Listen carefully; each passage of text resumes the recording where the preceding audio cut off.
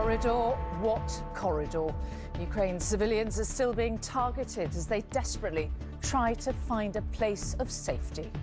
Kyiv responds with fury to Moscow's insistence that only those who seek refuge in Russia itself or its ally, Belarus, will be protected from the shells and mortars.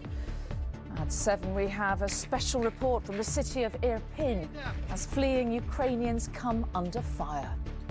My family go to east, I go to war. You're going to war? Yes, it's my land.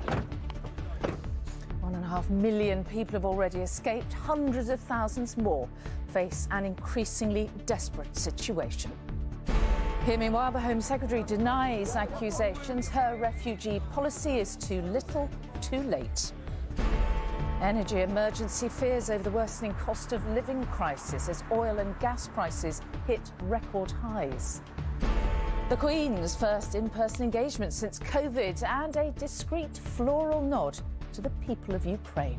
And Отпусти и забудь, что прошло уже не вернуть. Отпусти. a little ray of light amidst the darkness. How music is sustaining shattered spirits, even in the depths of war.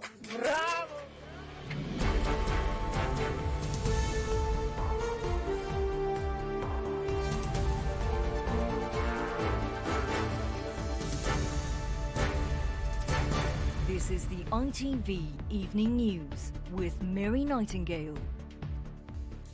Good evening. Russia has been accused of continuing to heavily shell 6 Ukrainian cities, preventing the evacuation of civilians trapped inside. It came just hours after the invading forces offered to create humanitarian corridors, but only if they went to Belarus or even Russia itself. Well, that was condemned as cynical and immoral by Ukraine, which rejected the offer. Hundreds of thousands of civilians remain besieged in the southern city of Mariupol, where there's no power and little access to clean water or medicine.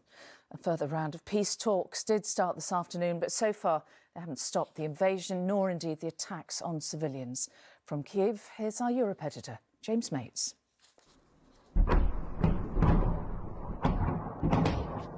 The horrors of Mariupol are almost entirely invisible to the outside world. But this is the bombardment 400,000 people are living through.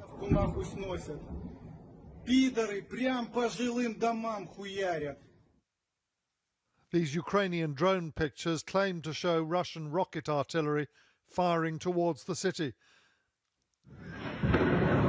The images at night are, if anything, even more horrifying.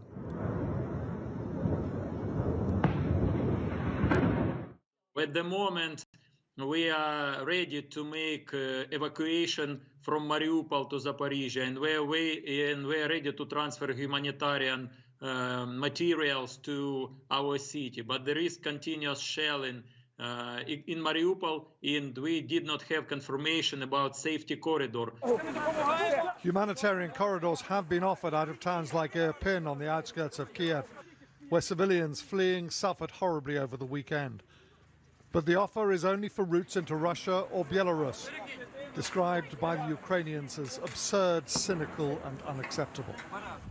And who of these would want to run into the arms of an enemy who's done this to them? Helicopters have brought the negotiators back to the intermittent peace talks taking place on Ukraine's border with Belarus. Terms have been offered to the Ukrainians that would amount to abject surrender and the partition and neutralization of their country. President Zelensky is not about to accept. We will never forgive the shooting of innocent people, he said, the destruction of our infrastructure. We'll never forgive hundreds and hundreds of victims, thousands and thousands who've suffered. And God will not forgive, not today, not tomorrow, never. The Ukrainians have suffered terribly and lost much ground, but they remain a long way from defeat. After 11 days of fighting, they continue to wreak havoc on Russian supply columns and even on their armoured vehicles. In the skies, they continue to score successes. This, a Russian aircraft being shot down above Kharkiv, to the evident joy of the defenders.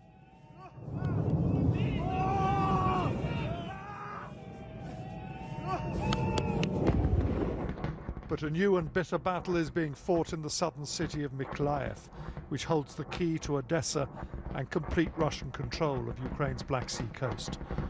It's being defended fiercely, but the battle here may decide the whole of the southern front. James Mates, ITV News, Kiev. Well, here's how the situation currently looks on the ground, according to the UK's Ministry of Defence. Now, the sections in red are the areas under Russian control. Invading Russian forces continue to attack from the north, east and the south. They have offered to create humanitarian corridors, but only to take people in Kiev north to Belarus and from Kharkiv, Sumy and Mariupol east to Russia itself. Now, earlier there was some hope of a corridor opening to Zaporizhzhia in the southeast, but those hopes were dashed. And our correspondent Dan Rivers is there for us tonight. Dan, you're in semi-darkness. I know you're under curfew. What is the latest on people being able to escape where you are? Well, there's been no update at all from the ICRC about this proposed humanitarian convoy.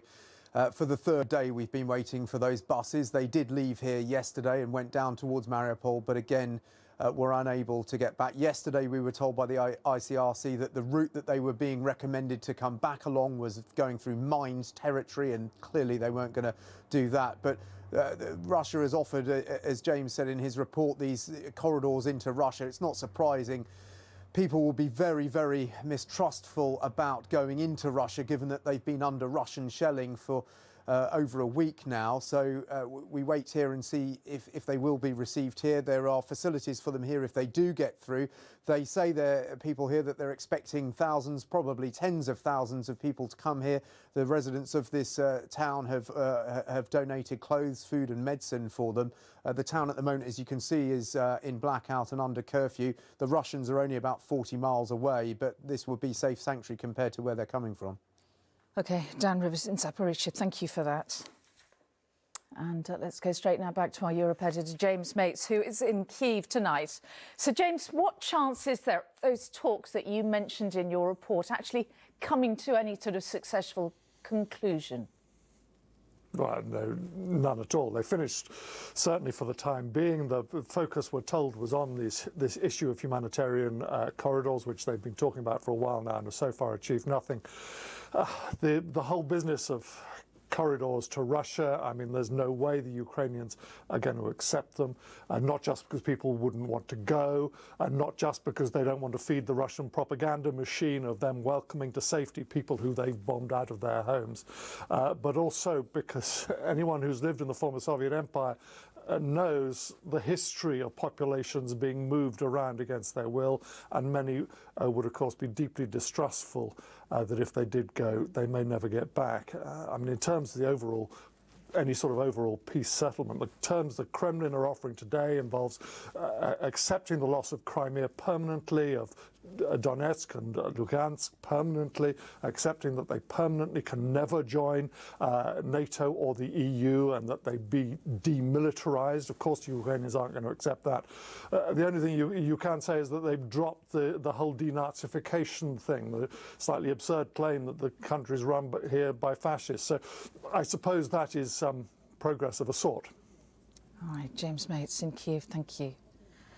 And at 7 tonight, we're going to be reporting from the outskirts of Kyiv, where thousands of people are searching desperately for safety. Rohit Katru follows some of them trying to flee the capital, but still struggling to escape from enemy fire. His report from Irpin is coming up a little bit later. Now, the UN estimates more than 1.7 million people have already fled Ukraine since the start of the invasion. Now, the majority of them have travelled to neighbouring Poland to find sanctuary. Its people have opened their arms and their homes in support. Our correspondent Rebecca Barry visited the Ukrainian Cultural Centre in the southern city of Pershimyshol. That's been turned into a refuge. She heard about the struggles of the people there and how they are desperately missing their loved ones and their homes. For more than a century, this auditorium celebrated Ukrainian culture. Now, suddenly, a sanctuary for those forced out of their beloved homeland. In this one room, we find such different lives. thrown together, united by trauma and grief. 14-year-old Anya and her mother Oksana worry for her dad, left behind in Odessa. I'm nervous a little bit because my father is at home and I'm scared about him. Then we meet 14-year-old Bogdan as he helps his mum, who has a brain tumour. They fled with enough medication to last a month and a half. Natalia tells me her son is supporting her, but she's scared.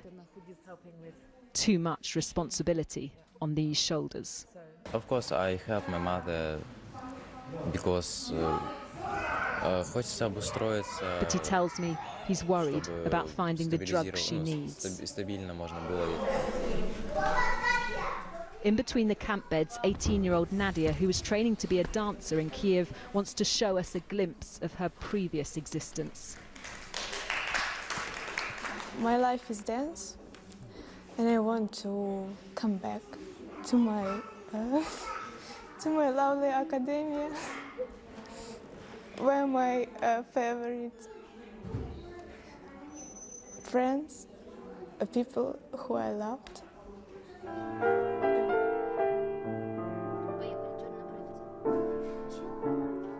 Then Irina starts to play the piano, a song about missing home.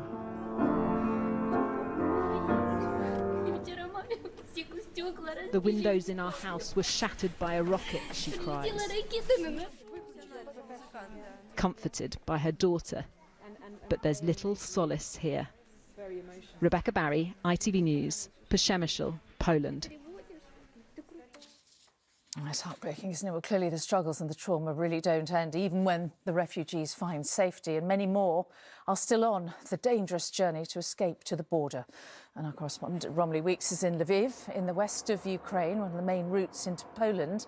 And Peter Smith is in eastern Moldova, where authorities there have appealed for help in dealing with the refugees. Well, first let's go to Romilly in Lviv. So, Romilly, a real sense there of a city close to being overwhelmed. Yes, Mary, it's hard to believe the scale of what's happening here unless you go to the station, just how many people are arriving here every minute, every hour of every day. People who get here exhausted with no idea where they're going to go or what they are going to do. Lviv is doing a frankly remarkable job of volunteers turning up at the station, trying to help people, trying to match families who are arriving with people here who've got a bed or a room that they can stay in. That worked when the numbers were in the thousands. Now they're in the tens of thousands. 200,000 people are already here. And today the mayor said the city can't cope anymore and pleaded with international aid organisations to come and help. I just want to tell you one story of a family among many that I've heard. A family who travelled here, it took them 30 hours on the train. They were travelling with two very young children.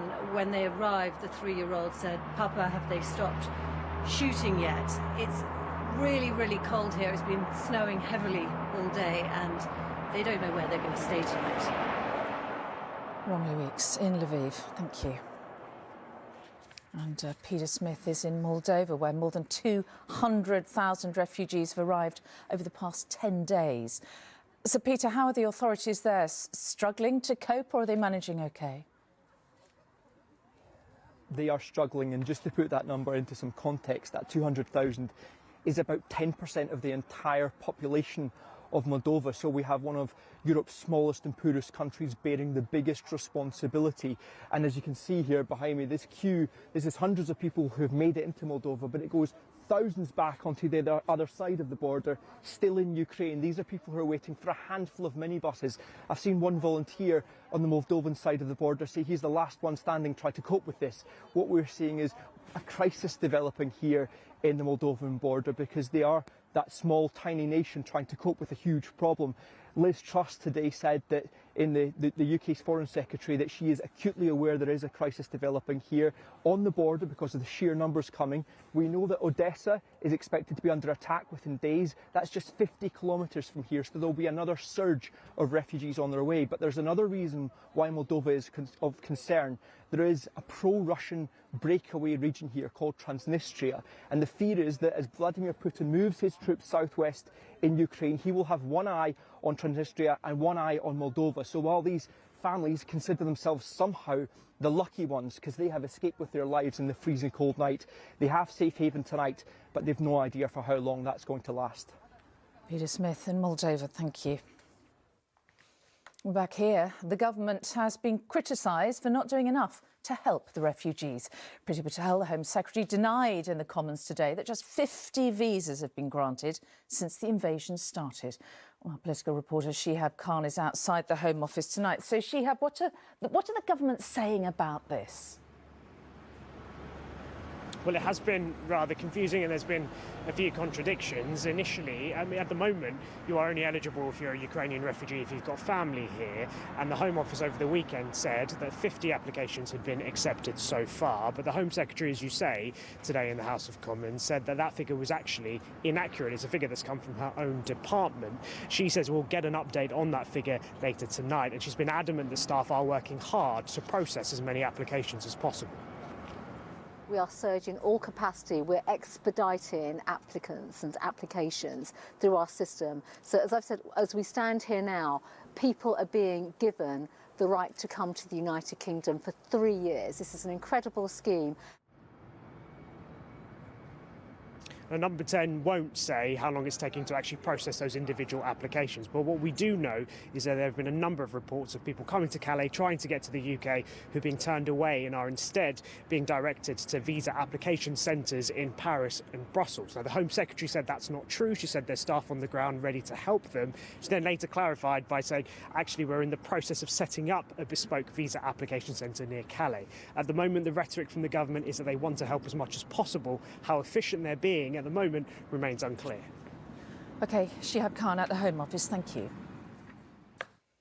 Well, we have plenty more still to come on the ITV Evening News, including what the Queen said to Canada's Prime Minister as she fully returned to work after COVID. Is Britain doing enough to sanction Russia? Why Labour claims it's not. And coming up at 7, an eyewitness account from the front line as desperate civilians try to flee Ukraine's capital. Look around us. This is evidence of trauma, of human agony, and it's everywhere. And it's a really powerful report from Rohit Khatri from the outskirts of Kyiv, and that is all coming up after the break. Do join me.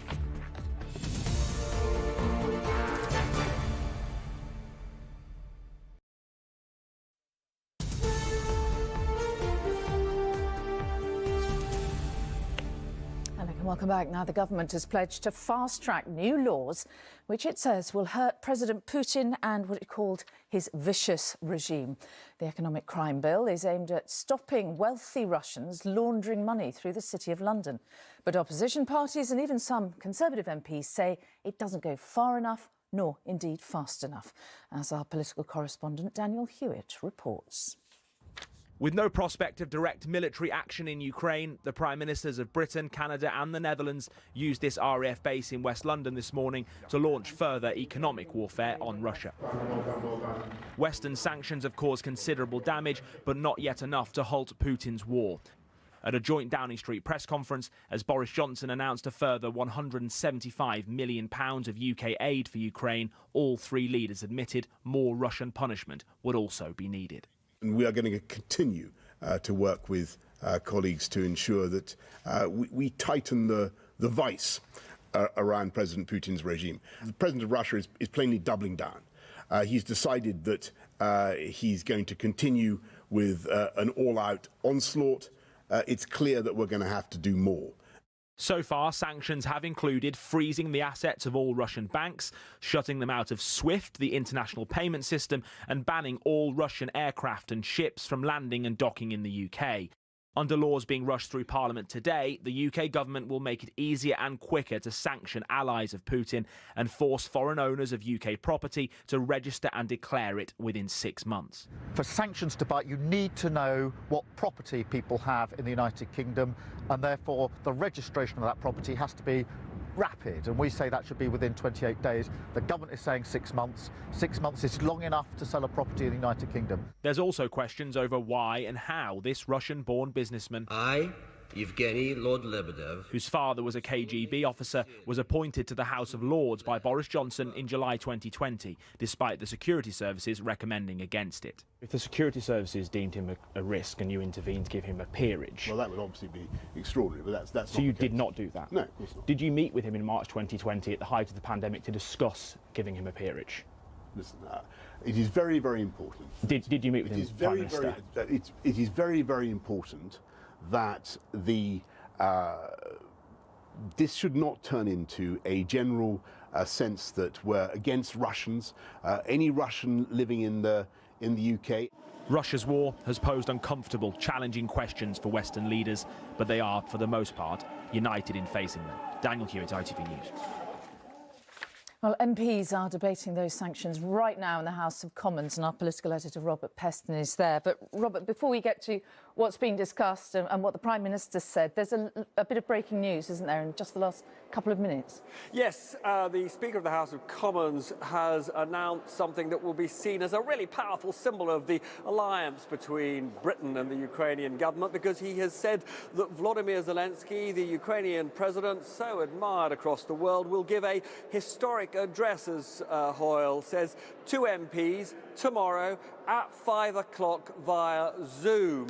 And, you know, doubtless he will be asking for more help from the UK. He wants military help. He wants a no-fly zone. He's certainly not going to get that in the short term. He also wants much tougher economic warfare against Russia. MPs are, as you heard from Dan, debating more sanctions. But the lifeblood of the Russian economy is oil and gas, and there are mixed messages at the moment about that. In America, they want proper sanctions on purchases of Russian oil. The German Chancellor Scholz is saying that actually Europe is far too dependent on European gas and oil, and therefore he thinks that Europe's got to be weaned off its dependence on gas and oil very slowly.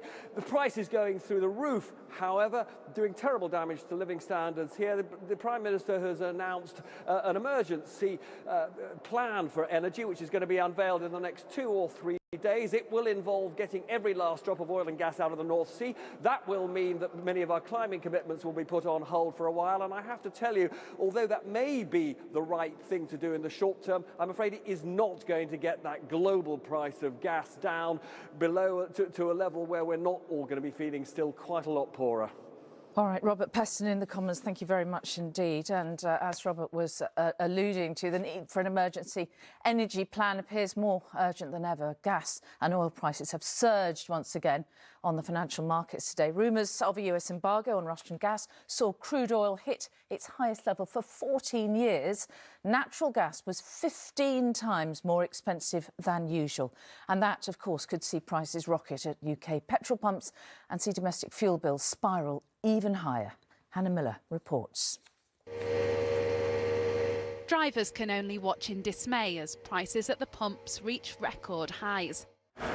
And businesses like this haulage company in Boston, who use around 150,000 litres of fuel a month, say they'll soon have no alternative but to pass on high prices too. If fuel goes up sort of 30 pence a litre, in a roundabout way, that's going to cost us about an extra £45,000 a month. So we've got to recover that from our customers. The average litre of petrol is now more than £1.55, with diesel over £1.61. And energy bills at home are soaring too. Next month, the cap on their average cost goes up to almost £2,000 a year. But that could be dwarfed by October, when experts predict it'll reach around £3,000. The geopolitical situation at the moment is the main one that's moving the prices so much and is causing all the volatility that we're seeing, the Russia-Ukraine crisis and the possibility of sanctions. But even before this situation, we were already in an extremely tight market. Today, the Prime Minister promised to set out an energy supply strategy to make the country less exposed to price changes overseas. But for parents in Bradford who are already vulnerable to rising living costs, help can't come soon enough. You've got to put food on the table and do everything. It's not easy, is it? When you see prices going up again, how does that make you feel? Don't know how we're going to survive, really. It's really hard.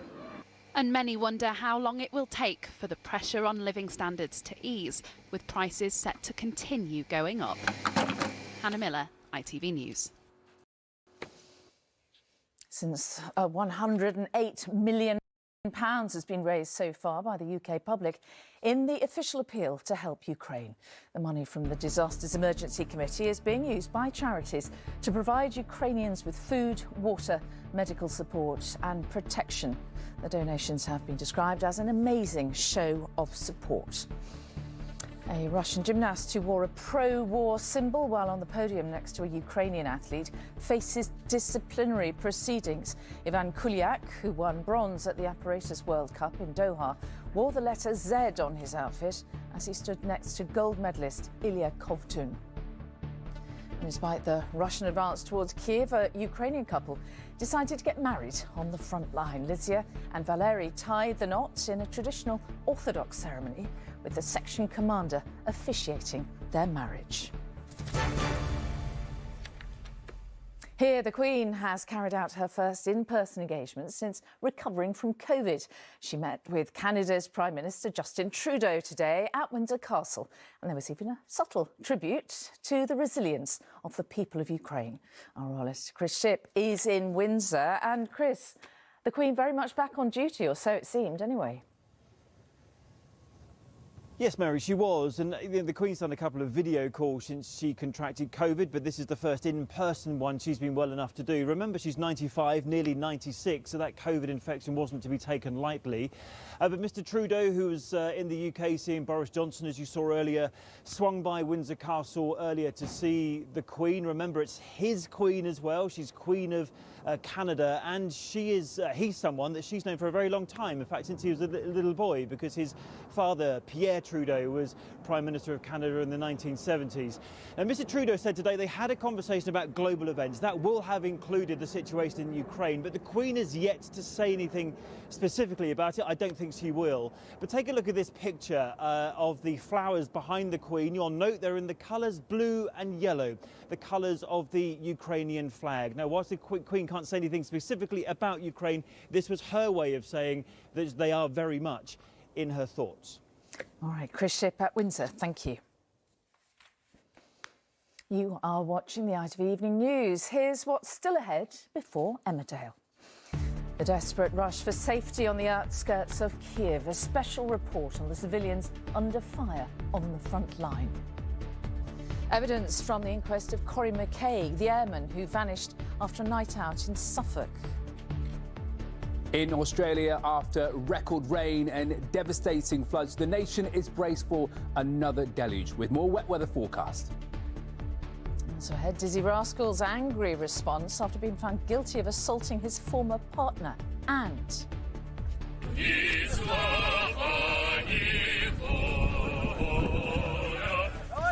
the moving music giving hope to those trapped on the front line of war.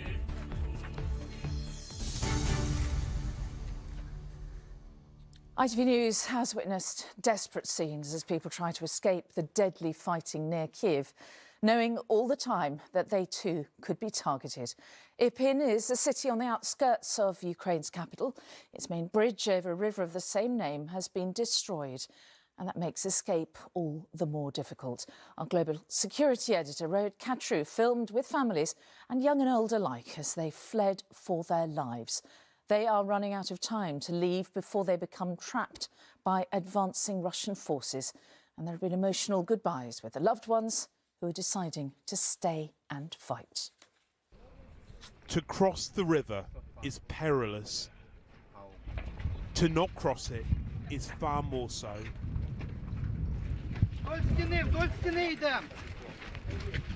This is the escape from Irpin, where the lucky leave alive. As the sound of shelling moved closer,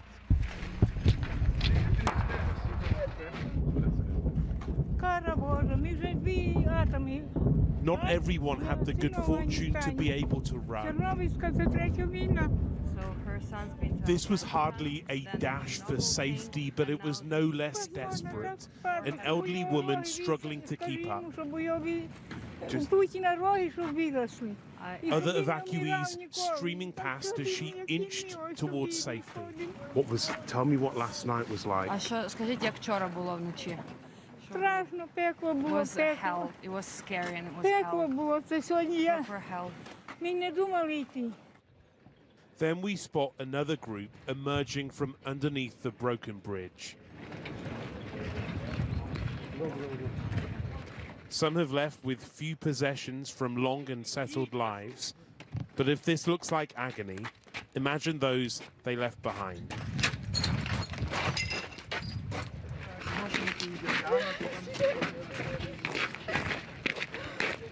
I panicked a lot, especially this at night. But this sound, as you can hear now, is not comparing to that which we were struggling this night, because it was light and warm, and the whole building is shaking, and we have been sitting in the doorway like half a night. They've now reached the end of one road, the start of another.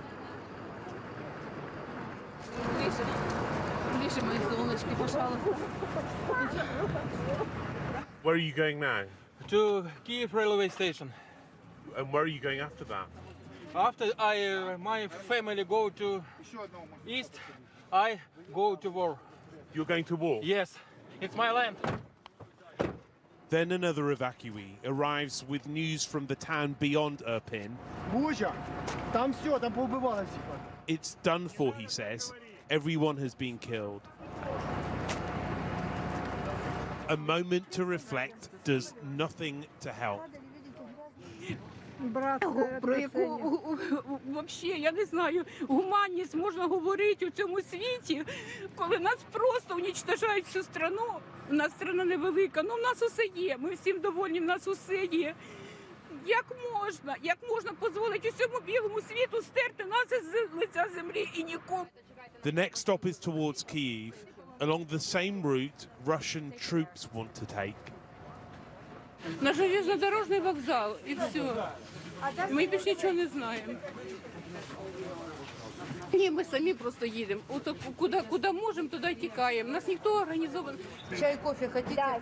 We're invited into one of the tower blocks in the path of Russia's advance, where for now some refuse to go anywhere. So why doesn't she leave and get on one of those buses outside? Не знаю. I don't know. У меня нет ответа. I don't have an answer for that. Пока вот. At Kyiv's central train station, those who did leave Irpin are taken west, as far as they can go. One man tells us he was hit by Russian bullets on his way here. Who shot you? Российские солдаты. Видел ихнюю технику с буквой В. Across the waiting room, he spots his wife. They'll travel to Lviv together. Да, я вважаю, що нам дуже повезло. Це наш день народження. День народження, так. They are not alone in making a journey which would have seemed unthinkable 10 days ago. An escape from shootings and shrapnel means an escape from home.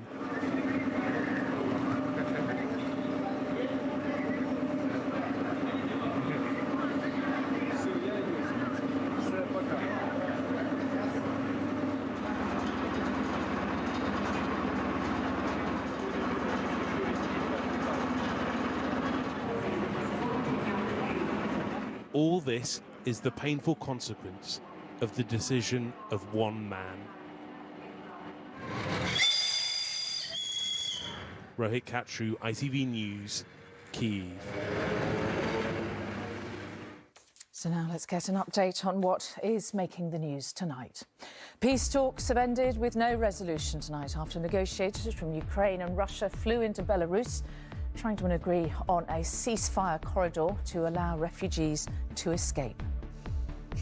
1.5 million people have fled so far as Russia's invasion continues. Poland and Moldova have taken in hundreds of thousands of people. Here, it's just been announced that Ukraine's President Zelensky will address the House of Commons via video link tomorrow afternoon in what will be an historic moment. Right now, MPs are debating further sanctions against Russia. Here, the inquest into the suspected death of RAF gunner Corrie McCaig heard how he turned to drink when a close friend died on a train line. Corrie vanished on a night out in Bury St Edmunds in 2016. Despite a long search, no trace of him has ever been found. Today, his father told the coroner's court Corrie had been badly affected by the death of a friend when he was just 15. Sergio Caria has more. Since his son vanished 5.5 years ago, Martin's been living with the agony of not knowing exactly what happened to him. Corrie McCaig disappeared after a night out in Bury St Edmunds. His dad told the inquest today his son had turned to drinking after the death of a close friend when he was a teenager, but that he was never suicidal. Miss him terribly. It's been a horrendous 5.5 years for our entire family. And, you know, it's just been really difficult, really difficult. It is an agony shared by Corrie's mum, Nicola, who's been searching for answers since he went missing. It's going to bring everything back up for us, reliving everything all over again, but ultimately we're pleased that this is happening. It will be difficult, but we are hoping that it will give us some type of closure. These CCTV images are the last glimpses of the RAF serviceman as he wandered alone into an alleyway and vanished. At the time, police said they discovered Corrie's mobile phone, which had followed the route of a bin lorry that had collected from the alley he'd walked into. But after months of painstakingly raking through landfill, not a single trace was found. Corrie's parents are now looking to the jury at this inquest to finally conclude what's likely to have happened to their son. Sejal Karia, ITV News. Police are investigating a suspected dog attack which led to the death of a 3-month-old girl. Emergency services were called to the scene of Woodhall Spa in Lincolnshire yesterday, and our correspondent Ben Chapman is there. Ben, what have the police been saying? Well, they haven't said very much about the circumstances. It was very late last night, about 11 o'clock, when the ambulance service received a call about a medical emergency here. Now, this is a small car park in the middle of a forest nature reserve, a good couple of miles outside town. Police have only said that this baby girl, just 3 months old, died following an incident with a dog here at Ostler's plantation. Now, they've described it as an exceptionally sad incident and say they're doing everything to establish what happened. A 40-year-old woman and a 54-year-old man have been arrested on suspicion of being in charge of a dog which was out of control, and they remain in custody tonight. Police haven't commented on why the people involved, not least this very small baby girl, were here so late at night. Right, Ben Chapman in Lincolnshire, thank you. The musician Dizzy Rascal has been found guilty of assaulting the mother of his 2 children. The 37-year-old, whose real name is Dylan Mills, attacked his former fiancée in June last year in southwest London, and Ellie Pitt is at Wimbledon Magistrates Court. So, Ellie, what did the court hear? The prosecution's case was that Dylan Mills, or Dizzy Rascal, got into a chaotic row with his ex-fiancée Cassandra Jones at her mum's house in June last year over childcare and finances. The court heard that he barged his way into the home before banging his head on the fridge. It was alleged he then put his forehead against Miss Jones's and pushed her around the room and to the floor. Mr. Mills denied the charge against him and told police that his ex-partner caused him injuries, but the judge found him guilty today. On hearing the verdict, Mr. Mills left court quickly and was so angry that he grabbed a photographer's camera and threw it across the street. Mr. Mills will be sentenced for the assault on Miss Jones next month. Yes, in Wimbledon, thank you. Ed Sheeran was also in court today to defend himself against claims of plagiarism. The pop star is accused of copying parts of his 2017 hit song Shape of You from 2 other songwriters. A lawyer told the High Court that Sheeran is a magpie who borrows ideas which he doesn't always acknowledge. But he denied that, saying he's cleared parts of songs with many unknown artists. Here's our entertainment reporter, Rishi Davda. Singer, songwriter and chart topper Ed Sheeran was forced to deny that he borrows song ideas from other artists without giving them credit. He's accused by Sam Chokri, seen in the brown coat, and Ross O'Donoghue, who wasn't in court, of copying parts of his hit Shape of You. I'm in love with the shape of you. The track spent 14 weeks at #1 and is the most streamed song on Spotify. Mr. O'Donoghue and Mr. Chokri claimed that Sheeran's tune is strikingly similar to part of their own track, Oh Why. Sheeran was accused of only giving credit to famous artists. Lawyer Andrew Sutcliffe QC saying his clients are not Shaggy, Coldplay, Rihanna or Jay-Z. If they were, they would have been treated in a very different way. But Mr. Sheeran replied that if Mr. Sutcliffe would have done his research, he would have known that there were lots of unknown artists he had cleared parts of songs with.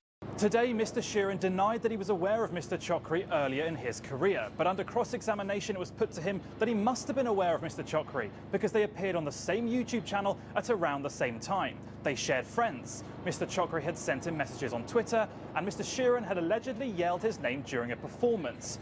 But in response, Mr. Sheeran said, "This is all stuff you're saying. This isn't stuff that's true."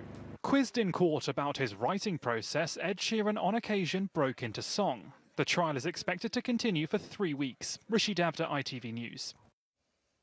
Well, Emmerdale is coming up in 15 minutes' time, but still to come before that.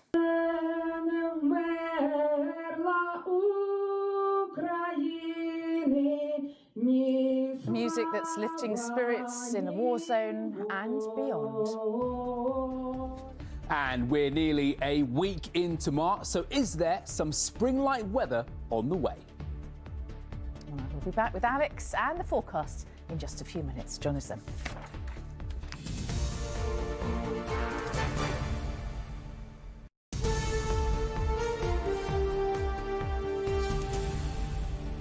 And welcome back now to what's going to be our regular look at what's happening with the weather here and sometimes even across the world with Alex. And there has been really exceptional rainfall in parts of Australia where they have witnessed record river levels. It's desperate stuff and it's not over yet, is it? It's not, I'm afraid. We're looking at the worst hit areas across the states of Queensland and New South Wales.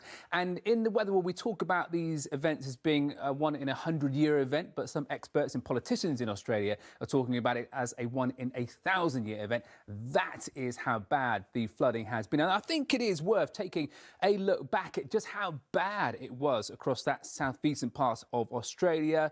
Rivers bursting their banks, turning streets into waterways. In fact, some areas have seen more than a metre's worth of rain falling in around 4 to 5 days. They've seen that being topped up over the last few days. In fact, through the next 24 to 36 hours, it is possible that we could see another 200 millimetres of rainfall. Well, let's take a look at the forecast map for Australia, and you will notice much of the country seeing dry conditions, particularly inland, but you can see that eastern coast being affected by heavy, thundery downpours. As I say, another 200 millimetres is possible as we head through the next couple of days. But there is some good news in the fact that when we get to Wednesday and Thursday, we're going to see that rain pulling away. So conditions certainly improving there. But I think it's worth bearing in mind, actually, that, you know, across our summer months, we would get around 250 millimetres of rain across the UK. They've seen some of that in a day. Wow, amazing. Closer to home, what can we expect? Well, closer to home, things are a fair bit quieter, I have to say. It is going to turn milder as we head towards the end of this week. Still the chance of a bit of snow up over the high ground, but that shouldn't cause too many problems. Let's take a look.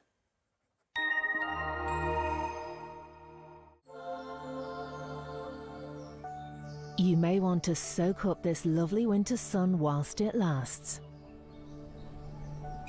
Heinz Big Soup sponsors ITV National Weather. Well, I hinted at milder conditions as we head through the next few days. Certainly, it is going to be a fair bit windy out towards western parts. So this is where it is going to be pretty wet as well at times. In fact, if we take a look at the pressure pattern setup, you'll notice where those areas are coming in, affecting many western parts. So rain out towards the west as we push through the overnight period into tomorrow. But eastern areas are going to get away with drier and brighter conditions, much like we saw today. As for this evening and overnight, as you can see, it's all fairly quiet. Certainly cloudier skies across the south, but you'll notice these are going to be disappearing northwards as we head through the overnight period, and that will drag our nighttime temperatures down pretty chilly. Rurally, certainly below freezing in towns and cities, as you can see with the temperatures here, down to around 1 to 3 degrees Celsius. So most parts will escape a frost, particularly out towards the west, and that will be because of the breeze picking up overnight into tomorrow. So tomorrow itself starts off fairly quiet, another bright start for most of us. As you can see, not a great deal of data on the chart there, but you can see as we run the sequence, as we head through the daytime, clouds starts to push in out towards the west and southwest, and then we're going to see this band of rain affecting many western parts as we push into the later parts of the day. But for central and eastern areas, another fairly dry day, some decent sunshine. Temperatures are around average for the time of year, with a high of around 11 or 12 in the south. That is your forecast. Heinz Big Soup sponsors ITV National Weather. So you are going to be in the studio with us every evening from now on. In the studio and also out on location sometimes as well, but hopefully not when it's too cold. Well, it's very nice to have you on board. Welcome to ITV News, Alex. And finally tonight, how besieged Ukrainians are finding a little bit of light, even in these darkest of times. In the bunkers where many families are forced to find refuge, music is helping residents keep their spirits up. It allows them to forget, for a moment or two, the horrors outside, as John Ray now reports.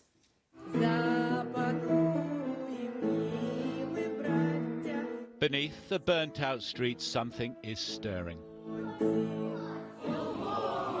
From the confines of basement bomb shelters to echo across the rooftops and empty vistas of Kiev, it is the sound of resistance. The anthem of a nation Vladimir Putin has decreed has no right to exist. Sung and accompanied by a gap-toothed little girl, even the lyrics of a cartoon fantasy make new and awful sense in the nightmare of Ukraine.